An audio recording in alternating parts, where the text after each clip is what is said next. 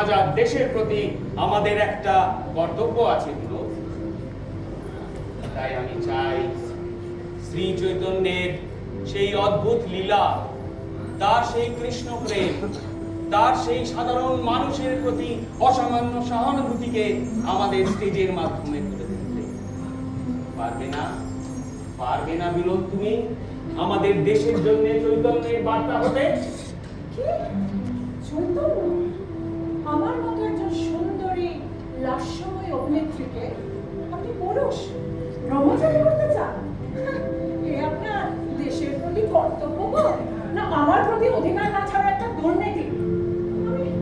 আমি আপনাকে আমার শুভাকাঙ্ক্ষী ভাবতাম। আর আপনি আপনি চলে যান, আপনি চলে যান গিরিশবাবু। আপনি তো আমার পেশা ধলিস্বাদ করার চেষ্টা করছেন।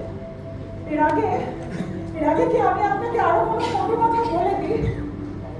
আপনি আসতে পারেন।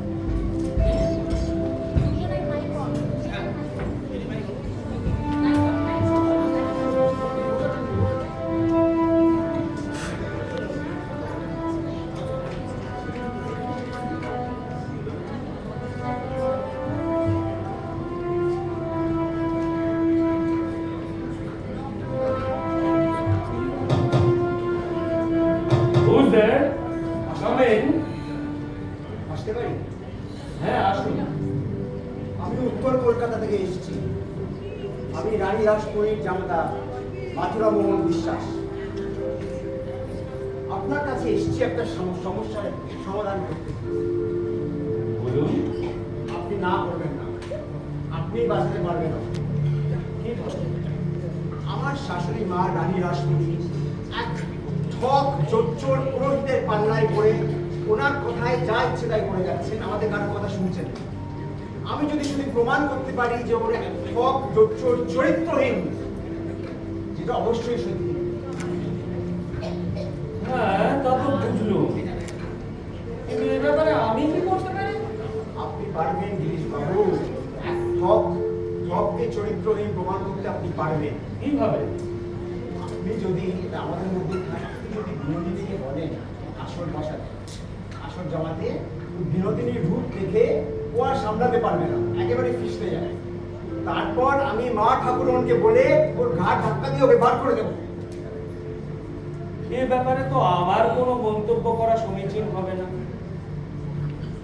কারণ বিনোদ আসল দশায় নিজের স্বেচ্ছায়, তার সঙ্গে থিয়েটারের কোনো যোগ নেই।